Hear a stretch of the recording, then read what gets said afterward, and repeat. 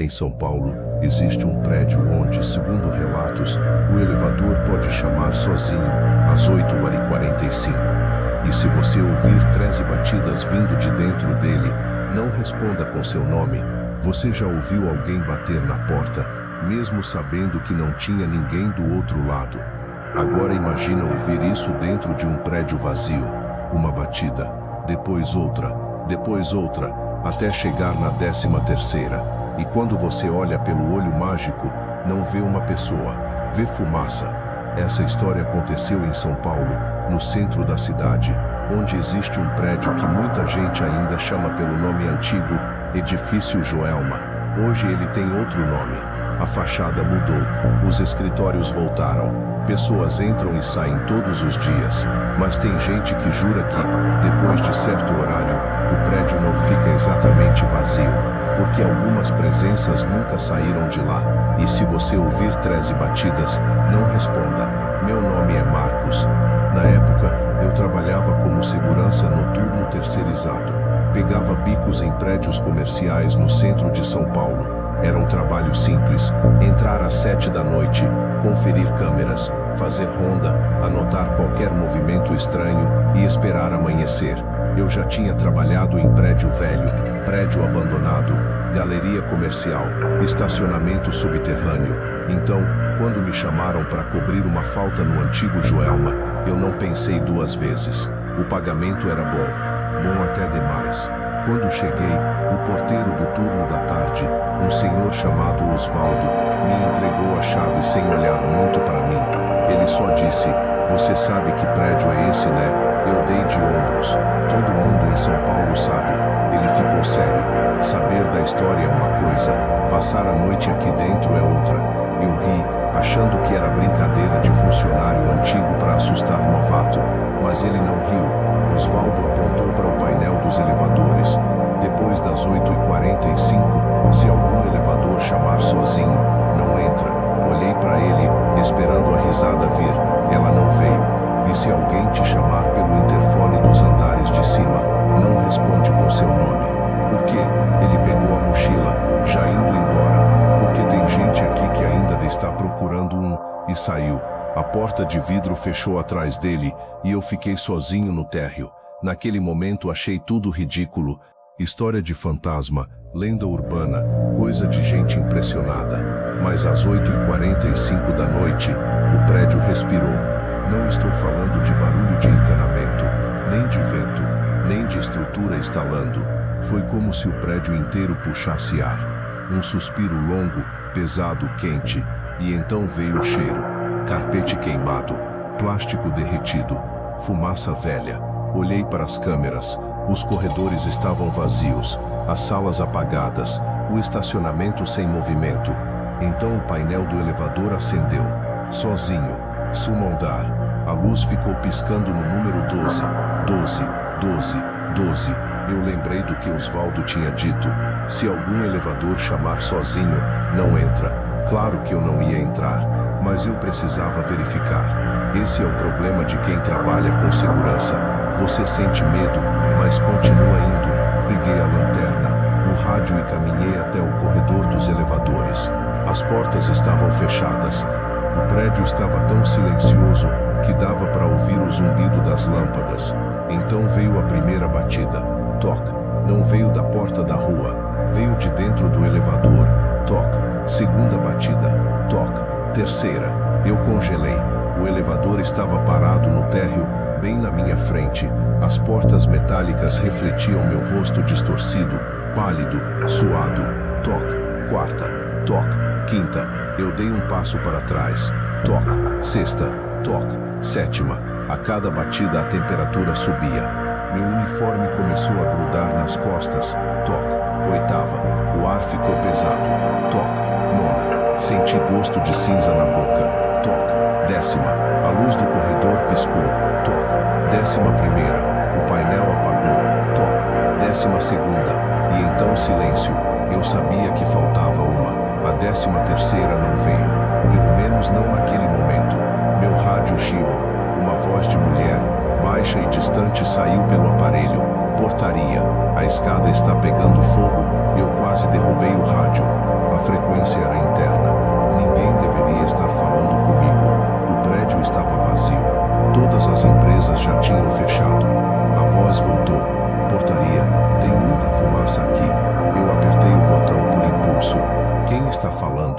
O rádio chiou.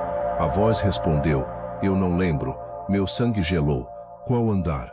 Silêncio. Depois outra voz, dessa vez de homem. A gente apertou o térreo, mas ele não desce. Olhei para a porta do elevador. Havia algo escorrendo por baixo. No começo pensei que fosse água, mas era escuro, grosso, como fuligem molhada. Dei outro passo para trás. Então o telefone da portaria tocou. O aparelho antigo, fixo, que ficava sobre a mesa. Eu atendi sem pensar. Portaria. Do outro lado, uma respiração desesperada e uma frase: o prédio está pegando fogo. A ligação caiu. Eu corri para a sala de monitoramento e comecei a passar as câmeras uma por uma. Térreo, vazio. Garagem vazia. Corredor do Zambro Primeiro, vazio. Corredor do Zimo Segundo. A imagem estava tomada por fumaça, mas aquilo não era possível. Não havia incêndio, não havia alarme, não havia ninguém. A fumaça se mexia devagar na câmera, como se estivesse dentro de uma sala fechada há décadas, esperando alguém olhar. Então uma mão apareceu no vidro da lente, uma mão preta de fuligem, depois outra, até que a câmera ficou completamente coberta por marcas de dedos, 13 marcas. Eu senti minhas pernas fraquejarem. O rádio chiou de novo. Moço, era uma voz de criança. Você sabe meu nome. Eu desliguei o rádio, desliguei mesmo, arranquei a bateria, mas a voz continuou saindo dele. Eu preciso lembrar antes de descer. Foi aí que escutei a 13ª batida. Não veio do elevador, veio da porta da sala de segurança. Toc, só uma, seca, perto. A maçaneta girou lentamente. Eu segurei a respiração. A porta abriu uns 2 dedos. Do outro lado não havia ninguém. Só fumaça passando pelo vão. E no meio dela, uma coisa impossível. O som de muitas pessoas falando ao mesmo tempo. Gritos, tosse, orações, gente chamando mãe, gente pedindo água, gente perguntando se o resgate já tinha chegado. Fechei a porta com força e empurrei uma cadeira contra ela. Meu celular estava sem sinal, o telefone fixo mudo. As câmeras começaram a apagar uma por uma, até sobrar apenas a câmera do elevador. A imagem mostrava o interior da cabine, vazia, mas o espelho do fundo mostrava a gente. 13 pessoas de pé, apertadas e imóveis, todas olhando para baixo, como se esperassem a porta abrir, e então uma delas levantou o rosto. Não dava para ver os olhos, só a boca. Ela falou sem som, mas eu entendi perfeitamente. Falta um. Eu não aguentei. Peguei as chaves e corri para a saída, mas a porta principal não abriu. Tentei uma vez, 2, 3, nada. O prédio tinha me trancado dentro. Atrás de mim, ouvi o elevador chegando. Jim, aquele som comum, simples, de elevador abrindo. Mas naquela noite parecia sino de enterro. As portas se abriram. Eu não olhei de primeira. Fiquei parado, segurando a maçaneta da saída, rezando como não rezava desde criança. Então ouvi passos. 1, 2, 3. Passos molhados, pesados, arrastados. Uma voz de mulher falou atrás de mim. Moço, que horas são? Eu tremia tanto que mal conseguia respirar. Não respondi. A voz insistiu. Que horas são? Eu olhei para o relógio da portaria. 8h45. Mas não podia ser. Já tinha passado quase 1 hora desde o começo de tudo. O ponteiro dos segundos estava parado. Preso. O prédio inteiro estava preso naquele minuto. Naquele maldito minuto. Criei coragem e virei. O corredor estava vazio. As portas do elevador abertas. Dentro dele, no chão, havia 13 copos plásticos, todos cheios de água, menos um. O 13º estava vazio. E ao lado dele havia um crachá antigo, queimado nas bordas. Não tinha foto, não tinha empresa, só um espaço em branco, onde deveria estar escrito o nome. Meu rádio, mesmo sem bateria, chiou novamente. A voz de Osvaldo apareceu, mas não era uma transmissão, parecia uma gravação velha. Eu avisei para não responder com seu nome. Então a voz mudou, virou a voz da minha mãe. Minha mãe tinha morrido 5 anos antes. Marcos, meu corpo inteiro travou. Filho, abre a porta. A voz vinha de dentro do elevador. Eu sabia que não era ela. Sabia, mas quando você ouve a voz de alguém que amou muito, seu cérebro para de obedecer ao medo. Dei um passo, depois outro. A cabine estava escura por dentro, mas a voz continuava doce. Vem, Marcos, eu estou aqui. Na hora em que meu pé quase cruzou a linha da porta, lembrei da frase de Osvaldo: não responde com seu nome. Eu recuei. A voz mudou na mesma hora. De doce virou funda, queimada, raivosa. Então dá outro. As luzes do prédio explodiram. Não literalmente, mas todas piscaram de uma vez, como relâmpagos presos no teto. A porta da escada de emergência abriu sozinha. Eu não pensei. Corri, subi, desci. Na hora eu nem sabia mais. A escada parecia não terminar. Cada lance me levava para outro corredor. Cada porta tinha o mesmo cheiro de fumaça. Cada andar parecia o 12º. E em todos eles havia gente batendo do outro lado das paredes. Tocou, tocou, tocou, 13 vezes. Quando finalmente encontrei uma porta destrancada, saí em um corredor escuro. No fim dele, havia uma janela. Do outro lado da janela, São Paulo não era a São Paulo que eu conhecia. Os carros eram antigos, as placas eram antigos, a cidade parecia coberta por uma névoa cinza. E lá embaixo na rua, havia uma multidão olhando para cima. Eu estava dentro do incêndio, não como lembrança, não como sonho. Eu estava lá, ouvi helicópteros, sirenes, vidro estourando, pessoas gritando nos andares acima. O calor veio como uma parede, caí de joelhos, tossindo.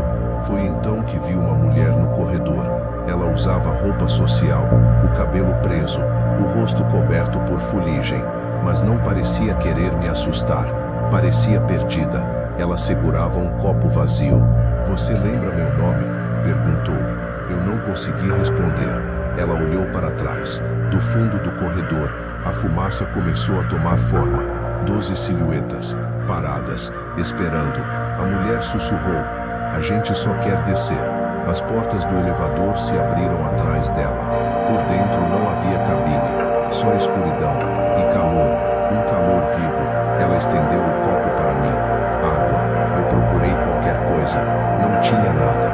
Então lembrei dos copos no térreo, dos túmulos, da história que eu tinha ouvido quando criança sobre pessoas que deixavam água para as 13 almas. Peguei minha garrafa do cinto e entreguei. A mulher segurou como se fosse algo sagrado. Bebeu um gole e chorou. Quando a primeira lágrima caiu, o corredor mudou. O fogo sumiu. As sirenes sumiram. Eu estava de volta ao térreo, caído no chão da portaria. A porta principal estava aberta. Do lado de fora o dia começava a clarear, e Osvaldo estava parado na entrada, me olhando como se já soubesse. Ele não perguntou o que aconteceu. Só disse: eles te chamaram pelo nome? Eu balancei a cabeça. Chamaram. E você respondeu: não. Ele fechou os olhos aliviado. Então você teve sorte. Levantei com dificuldade. Meu uniforme cheirava a fumaça. Minha garganta ardia. Minhas mãos estavam manchadas de cinza. Pedi demissão naquela manhã. Nunca mais voltei para trabalhar naquele prédio. Mas uma semana depois, fiz uma coisa que até hoje não sei explicar. Fui ao cemitério São Pedro, na Vila Alpina. Procurei pelas sepulturas das 13 almas e encontrei 13 lápides lado a lado.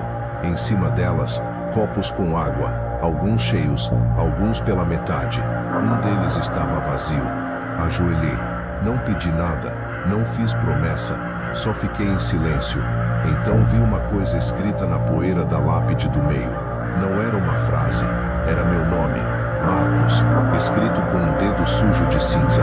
Na mesma hora atrás de mim, ouvi uma mulher sussurrar: obrigada por não ficar. Virei rápido, não havia ninguém, só o vento entre os túmulos. Fui embora sem olhar para trás. Hoje, muitos anos depois, ainda sonho com aquele prédio. No sonho estou dentro do elevador. O painel marca o 2º andar. As portas não abrem. O ar esquenta. E uma voz pergunta: qual é o seu nome? Eu nunca respondo. Porque dizem que as 13 almas não são más. Dizem que elas ajudam quem pede com fé. Dizem que elas só querem ser lembradas. Mas eu aprendi uma coisa naquela noite: nem todo espírito que pede ajuda quer ser salvo. Alguns só querem companhia.